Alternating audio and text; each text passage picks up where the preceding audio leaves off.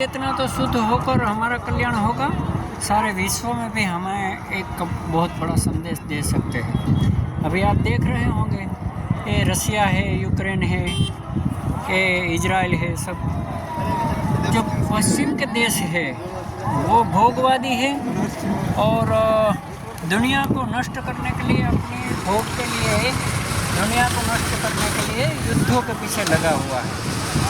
तो युद्ध कोई हमारा रास्ता नहीं है। हमारी जो संस्कृति है वो बुद्ध की है संस्कृति, हमारी सनातन संस्कृति है, वैदिक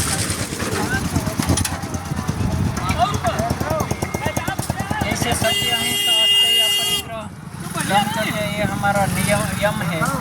और आगे चलते जो शौच संतोष तप स्वाध्याय ईश्वर प्रणिधान, जो पूरा सृष्टि है, पूरा ब्रह्मांड है, वो ईश्वर की एक सृष्टि है। उनको हमें नष्ट न करें, उनका हम हमारे भोग के लिए इस्तेमाल नहीं कर सकते।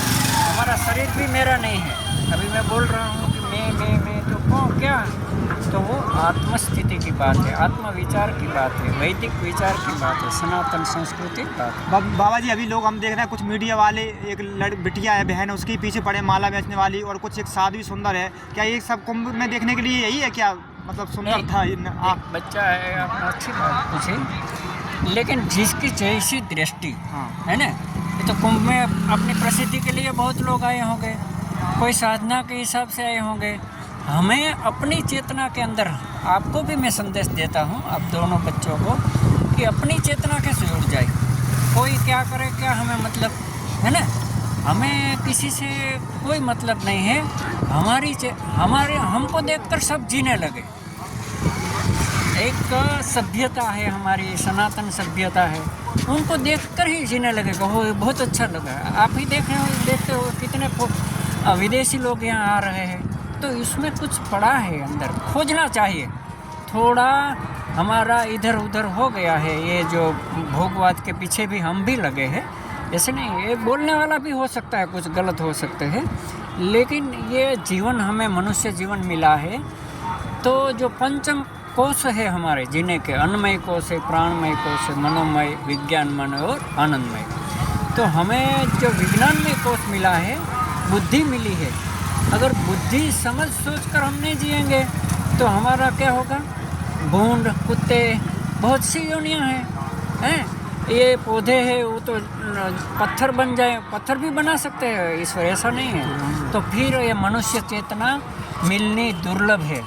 तो मैं आपको भी कहूँ कि ये आप बना रहे तो अच्छा है, लेकिन इसमें से जो आपकी समझ में आए वो जीने लगो। जीने की बात है, जीने के सिवा कुछ नहीं मिलेगा, है ना।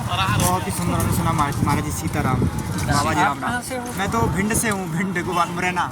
अच्छी बात भी भेज सकते हो। आप कुछ नहीं करते हो, ऐसी अच्छी बातें रिकॉर्ड करके किसी को देंगे तो पुण्य मिलेगा। तो ये मनुष्य जन्म हमारा सफल होगा। तो मैं भी कुछ पतंजलि में बहुत राजीव दीक्षित का आंदोलन किया था, भारत स्वाभिमान के। भारत का स्वाभिमान कैसे जगेगा? क्या? हाँ जी, वो पूछिए बच्चा। भारत स्वाभिमान आंदोलन तो ये राजीव दीक्षित और रामदेव जी महाराज दोनों का था। तो मैं ये पूछना चाहता हूँ, हमारे यहाँ जो है ऋषि मुनियों की परंपरा रही है, ऋषि मुनियों की हम संतानें हैं। तो आप जैसे बोले भोग और ये सब, तो इस हिसाब से तो ऋषियों की संतानें ही नहीं होंगी, और हो भी नहीं रही हैं आज की डेट में। लगभग 400-500 वर्ष से हम देखते आ रहे हैं, ऋषि मुनियों की कोई संतानें ही नहीं है। हाँ, उससे पूर्व में ऋषि मुनियों की ही संतानें हैं हम सब। अच्छी बात कही। ऐसे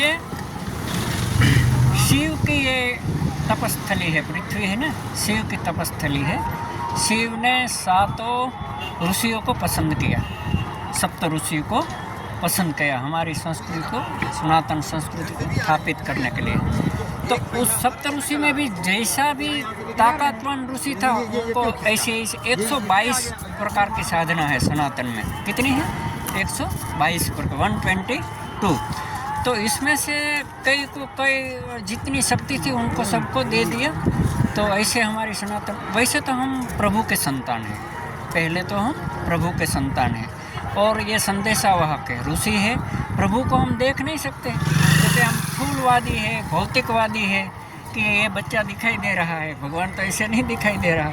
तो ऋषि मुनि है वो व्यक्त स्वरूप है। ऋषि मुनि है या तो हमारी सनातन संस्कृति है, वैदिक संस्कृति है, हमारा शास्त्र है, वो प्रमाण है हमारे पास। शास्त्रों भी स्थूल है ना, पढ़ सकते हैं, गुरु के पास हम समझ सकते हैं। पहले तो पढ़ गए आप दोनों को भी मैं बोलता हूँ, बहुत सुधार करने की भी इच्छा नहीं करनी है ना, कि सबको मैं सुधार दूँ, ऐसे भी हमें सुधरना है, हमें बदलाव करना है, हमें जीना है। बदलाव करना है मीना मतलब जीना है। गीता जी आप अपना लो, और भी रामायण अपना लो, जो भी आपका इष्ट देव लगे वो शास्त्र को अपना लो और उसके मुताबिक जीने लगो। और जीते जीते गुरु आपके पास आएंगे, आपको चुन लेंगे, आपको उंगली पकड़ कर चलाएंगे तो और हवा में भी उड़ाएंगे कि उड़ो बच्चे, चलो। नहीं, मेरा प्रश्न ये था कि हम लोग ऋषि मुनियों की संतान हैं। हमारे यहाँ जो महर्षि कई लोग हैं, महर्षि दयानंद सरस्वती, महर्षि विवेकानंद जी, ये महर्षि ही हैं। उस समय से हम देख रहे हैं कि पहले के जो ऋषि मुनि थे उनकी ऋषि कन्याएं भी होती थीं, ऋषि भार्याएं भी होती थीं, ऋषियों के विवाह भी होते थे। ऋषि परंपरा है हमारी भारतीय संस्कृति जो जानी जाती है, और ऋषि परंपरा से जानी जाती है। क्या उस ऋषि परंपरा के उत्थान के बारे में क्या कहना चाहेंगे? हाँ, ऋषि परंपरा का अभी ये है ना, संधि काल चल रहा है। अगर हम सब मिलके देखो, हम ऐसा प्रश्न न करें कि भाई इसका क्या होगा आगे, अभी तुम क्या सोच रहे हो, अभी मैं क्या सोच रहा हूँ, वो थोड़ी देर के बाद मेरा भविष्य हो जाएगा। मैं जो वर्तमान में सोच रहा हूँ वो ही मैं आगे जीऊँगा ना। तो हमें सबको मिलना पड़ेगा, काम करना पड़ेगा, 18 घंटे काम करना पड़ेगा, है ना। क्योंकि जो ज़्यादा समझदार है उनको ज़्यादा काम करना पड़ेगा, जो समझदार नहीं है वो तो अपना भोग करके पृथ्वी को नष्ट करने वाले हैं। तो उनके सामने हमें एक पद्धति बतानी है कि भाई ये भी जी सकते हो आप, पैसा कोई बुरी बात नहीं है ना, भोग भी कोई बुरी बात है। हमारी संस्कृति में बोला है तेन त्यक्तन भुंजी था।